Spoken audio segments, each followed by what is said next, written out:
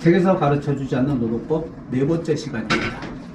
지난 시간에는 계약직에 대한 대법원 판례에 의한 제한에 관해서 얘기했습니다.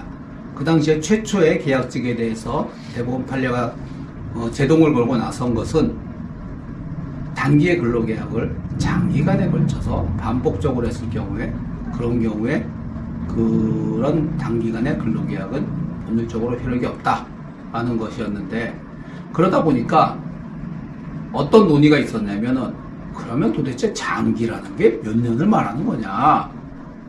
그래서 그 당시에 그렇게 물어보는 사람들이 굉장히 많았습니다. 장기가 몇 년이 장기일까요? 그래서 저희는 그렇게 대답했죠. 한 7, 8년이면은 장기로 볼 겁니다. 그러고 1년, 2년, 3년까지는 괜찮을 것 같고 4년도 좀 괜찮을 것 같은데 아마 5년이나 6년 정도 가면은 조금 위험성이 있지 않을까요? 라는 답변을 많이 했습니다.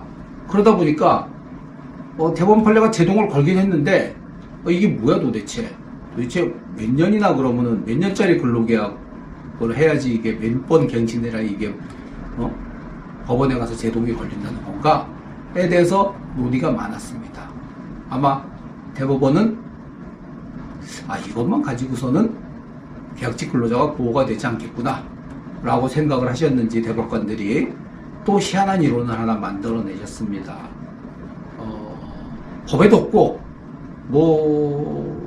어디에도 없는 건데 기대권이라는 이론을 만들어내셨어요. 그래서 계약직 근로자들의 갱신기대권이라는 이론을 만들어내셨더라고요. 갱신기대권이 뭐냐면은,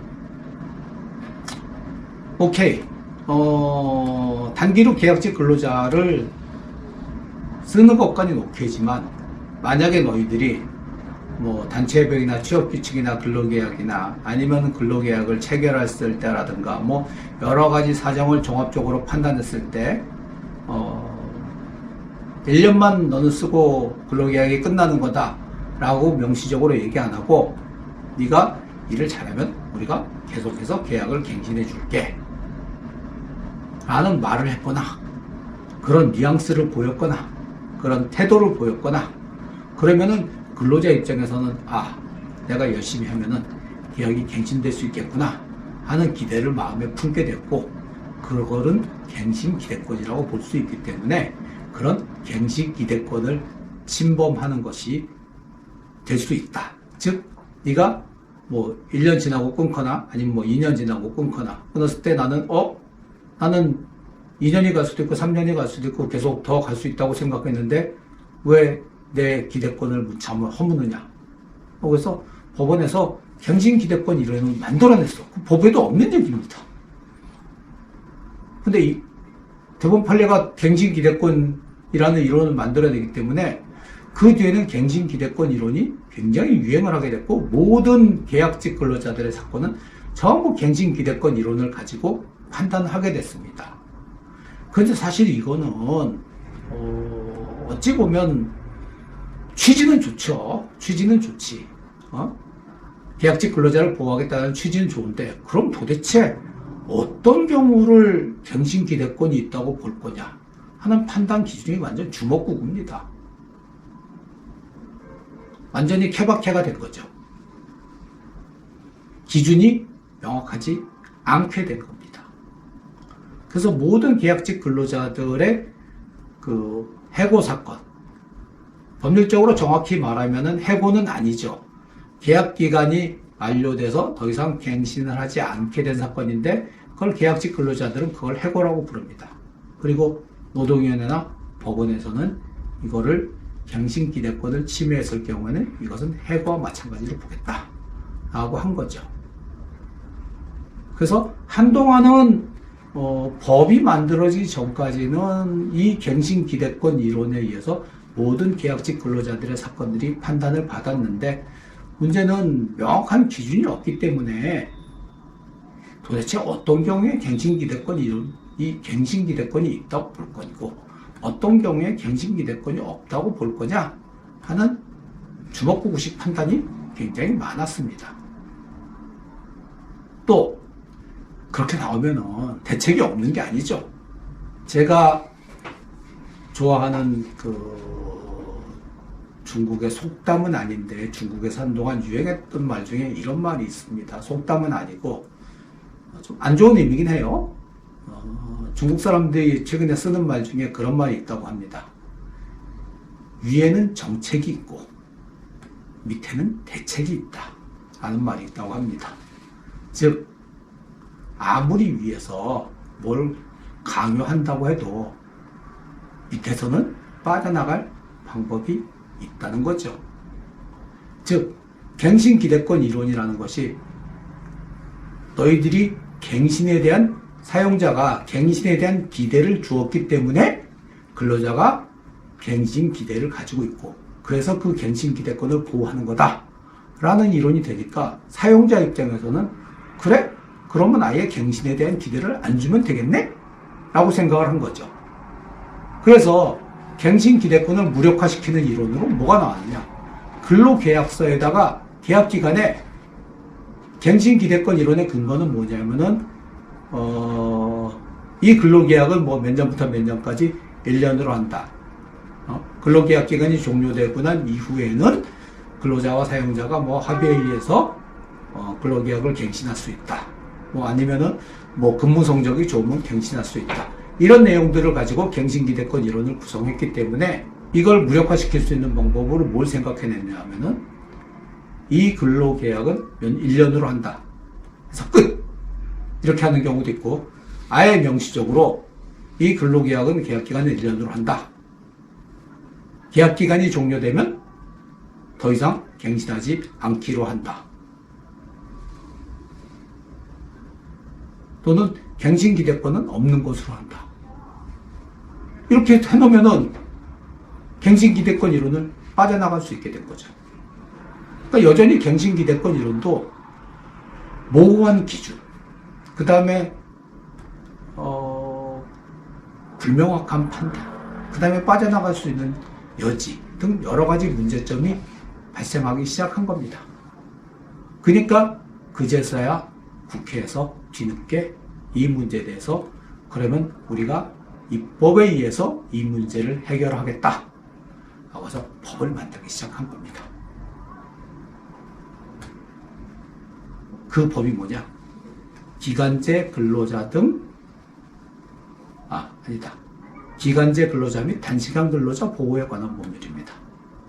일명 기간제법이라고 부르죠. 뒤에 단시간 근로자도 뭐 그렇게 크게 문제가 되는 경우가 없으니까 이 기간제 근로자 보호에 관한 법률을 만든 겁니다.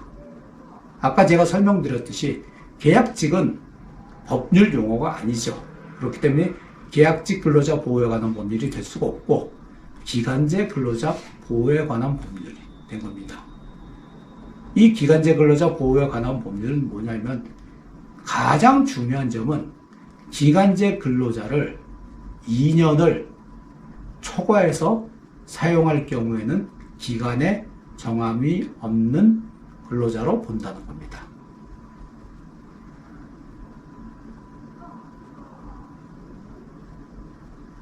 근데 2년이 너무 짧은 거 아닌가?